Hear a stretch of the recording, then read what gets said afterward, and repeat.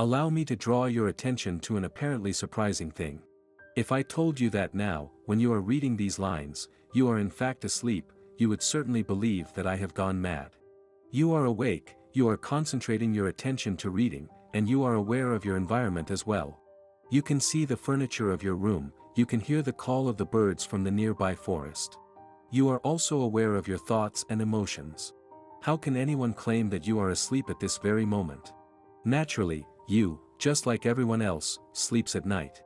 Yes, sometimes you see dreams while you sleep, but right now it is daytime, you are awake.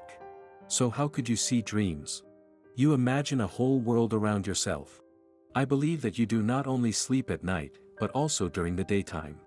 I believe that in your present state of consciousness, your greatest illusion is that you think you are awake.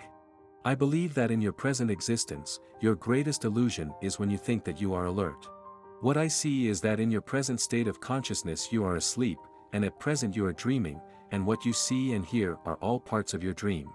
Your nighttime sleep is only different from your daytime sleep in that in the night your dreams are less active. During the day, you imagine a whole world around you, and you play an active role in that dream. Your personal history takes place in that world, and identifying with that world shapes your personal identity. At present, you are dreaming that as a part of your personal history you are reading these lines while identifying with the role of the spiritual seeker, and you are outraged by what you are actually reading. The question may arise, why do I claim that you are asleep and dreaming now? Well, from the state of consciousness I call alertness, I can see that you are asleep, you believe yourself to be a separate self, you are a captive of the works of your mind. You are not present.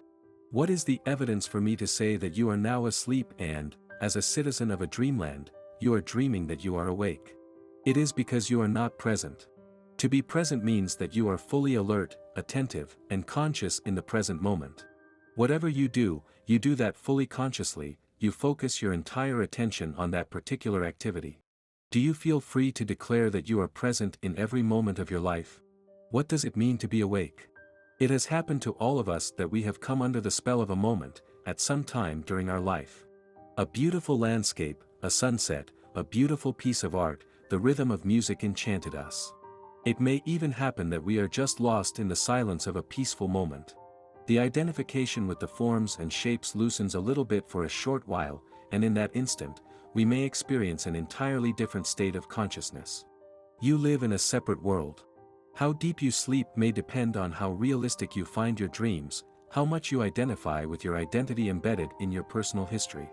The less alert you are, and the deeper you submerge into your dreams, the more isolated, solitary and individualistic you will become.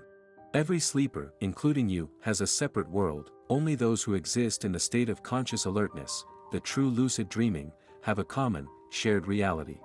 All those different and separate worlds are created by the mind, which generates the state of separateness, the ego, which appears as the focus of our identification with our thoughts and emotions. Thus everybody has a separate identity, personal history, individual worldview and methods of action. Sometimes suffering alarms you from your sleep, but then you hasten to return to it, and start a new dream, a new objective in life, new ideals, passion, ambition that confirms your connection with your identity, rooted in your personal history. The reasons of your sleep. The reason of you sleeping is that you are not alert, only awake. Only one dimension of alertness is present in you. Although you are able to focus your attention on your internal emotions and your environment, in your present state of consciousness you are still powerfully identified with your mind and its functions. You are therefore drifting on the stormy ocean of your thoughts and emotions day by day, and the space necessary for the emergence of a contemplating witness is missing from you. You still identify with your thoughts and emotions. These generate the dreams of the mind, in which you live as a separate self, and try to find the ways of safely navigating your life on the stormy sea. Longing for freedom. In this separate state of consciousness, the lack of alertness may appear as a desire for freedom. This desire emerges from your real self, as your mind remembers its origins. This atavistic memory of the ancient past is the quiet attraction that will eventually take you back to silence. This deep desire will only cease if you become alert again, that is, you will not be awake but also alert. Then the consciousness awakens to its own existence in the human form you at present call yourself. Only giving up the struggle with the thoughts and emotions and the recognition of the futility of insisting on them will bring you the real freedom, the freedom of independence of the functions of the mind. Alertness, the awakened consciousness, the world of internal silence are all beyond the functions of the mind. If you wish to reach beyond the identification with your thoughts and emotions, if you recognize the functions of the mind and the intensity of your identification with them loosens, you may become alert again, in the quiet, pure space of consciousness.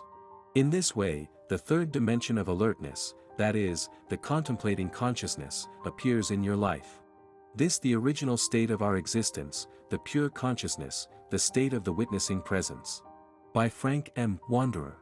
By intentional focus on an intersecting point of dimensions of realization, we can recognize choices of realities.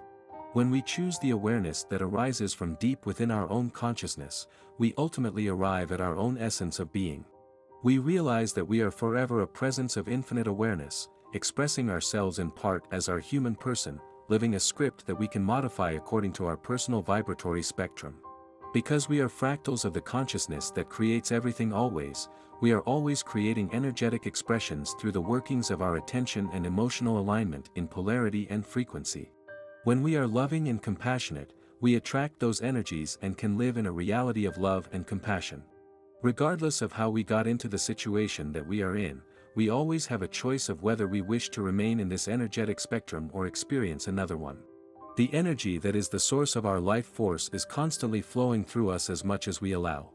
Flowing through the heart of our being, our life force constantly imbues us with vitality and well-being. This is our natural energetic expression. The world of duality of good and evil is real for us when we realize it as such. If we change our realization, a different world presents itself for us. We may be able to envision it, and we can always feel its vibratory range. In every situation, by paying attention to the polarity and frequency that we perceive in a deep and meaningful way, we can become entranced in the vibratory spectrum and align ourselves with its reality. It's like witnessing a holographic movie that we're participating in. By being aware of the energetic patterns that are enveloping us, we can discern the energies coming from the source and vitality of our life. They are always energies that enhance all life, and we can choose any that we want to experience by paying attention to its vibratory patterns and feeling its qualities.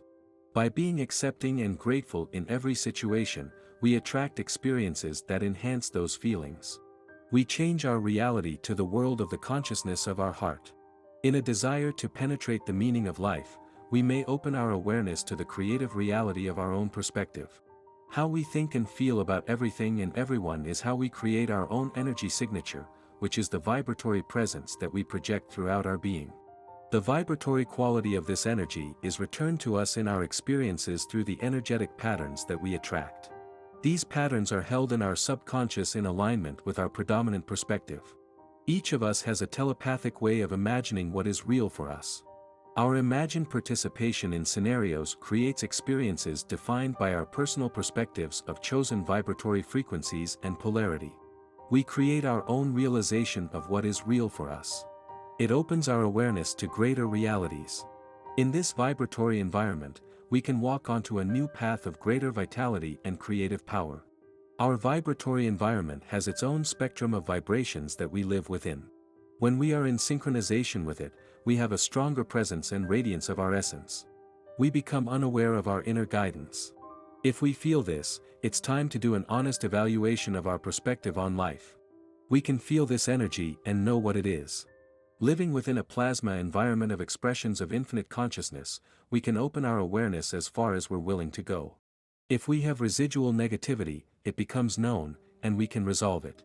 As humans, we are unaware of this energy and its qualities, but it is within and around us, and we can open ourselves to its awareness. It communicates through the heart of our being.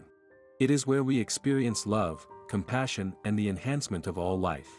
This is the beginning of knowing the meaning of our life. By Kenneth Schmidt.